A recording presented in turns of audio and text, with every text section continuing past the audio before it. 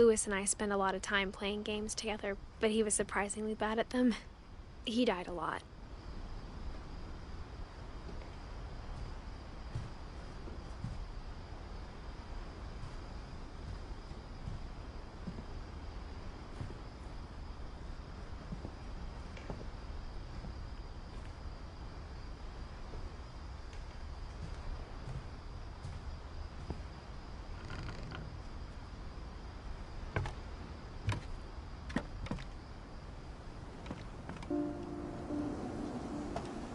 On the way back from Lewis's funeral, my mom told me to start packing.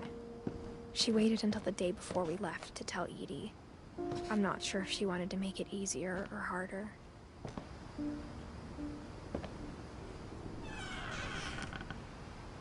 I wish we'd stayed.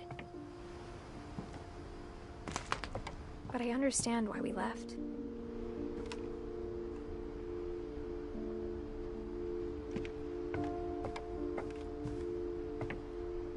My mom ended up leaving everything behind.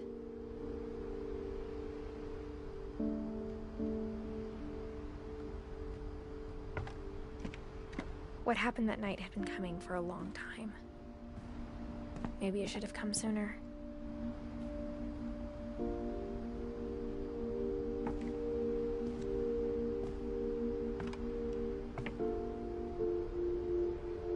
But it had to end one way or another. All that's left now is to tell you about that last night.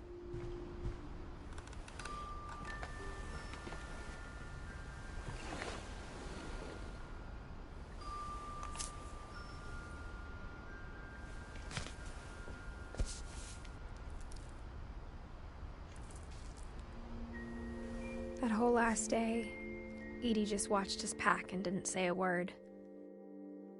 Until supper, when she raised her glass and said, "To our final night together, and all our final nights apart." Grandma, you know what I said about alcohol. Some of your medications are very Edith, specific. I left a present for you in the hallway. Why don't you go open it? The grown-ups have to argue now. I'm sorry, you're right. We're all leaving tomorrow. Let's just enjoy our last... I'm not leaving. Edith, you're excused.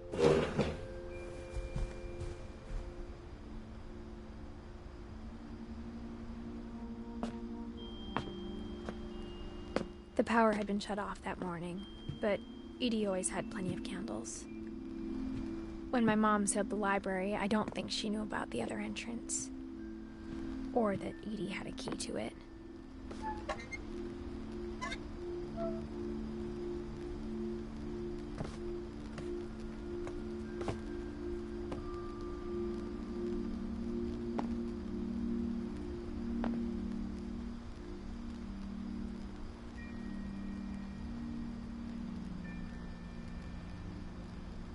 That thing you're afraid of isn't going to end when you leave the house.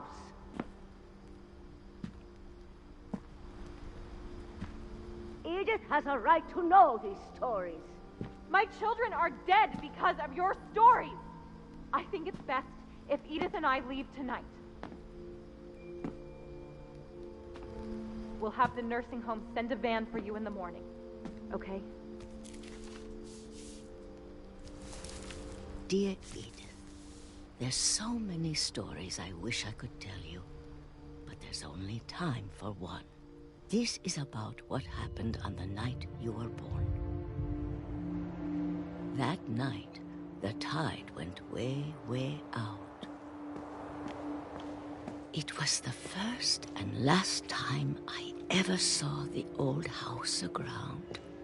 There'd been an earthquake out in the middle of the ocean. They called it the lowest tide in 1,000 years. God, it smelled awful. You know, I've seen that house every day of my life.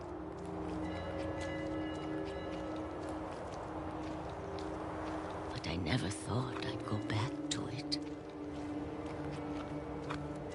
When the fog rolled in, I lost my way.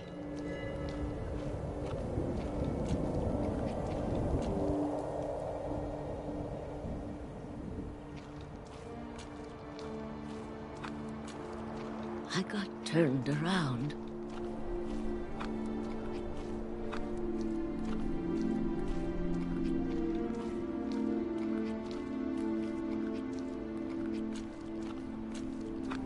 For a while, I wandered.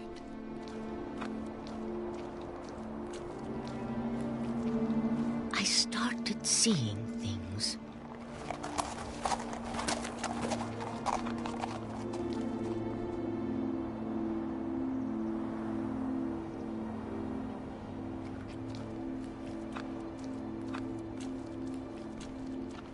Things I'd forgotten had ever existed.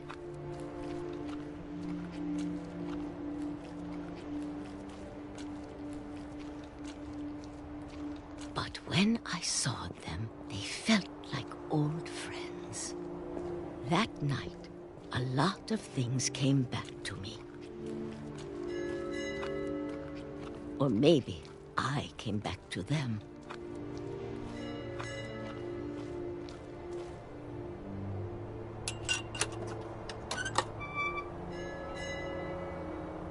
Things I can't explain, but that I need you to try and... Edith, what are you doing in here? It's mine. Edith! Mom, you're gonna rip it! Let go! I kicked and screamed, but Mom dragged me to the car.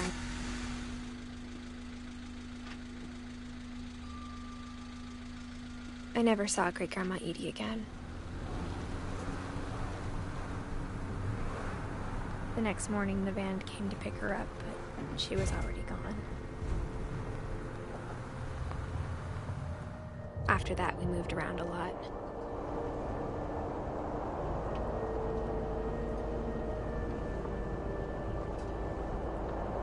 We both tried to make the best of it.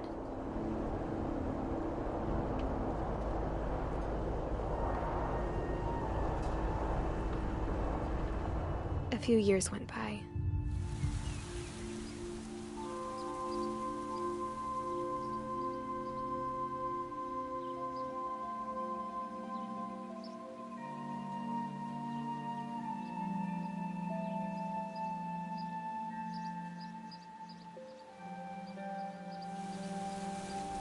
My mom didn't like to talk about it, but she started getting sick a lot. The rest happened pretty quickly.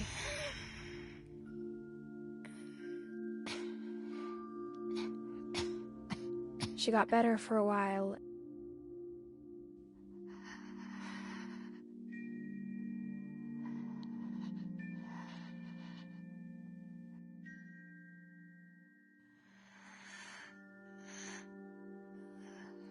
And then she didn't.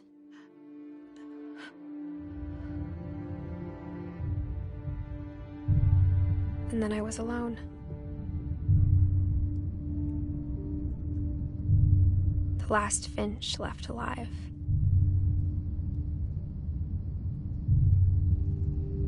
Until I found out about you. I'm still not sure what to tell you about all this. If we lived forever, maybe we'd have time to understand things.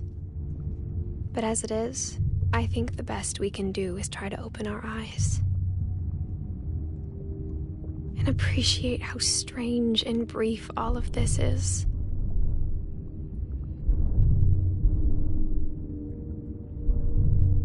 This journal was supposed to be for you.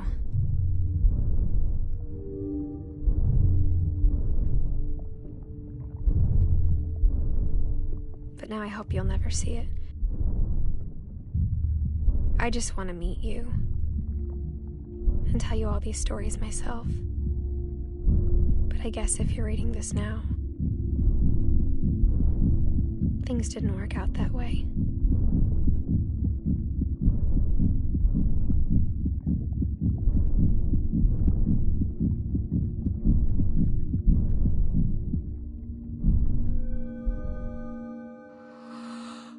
This is where your story begins. I'm sorry I won't be there to see it. It's a lot to ask, but I don't want you to be sad that I'm gone. I want you to be amazed that any of us ever had a chance to be here at all. Good luck.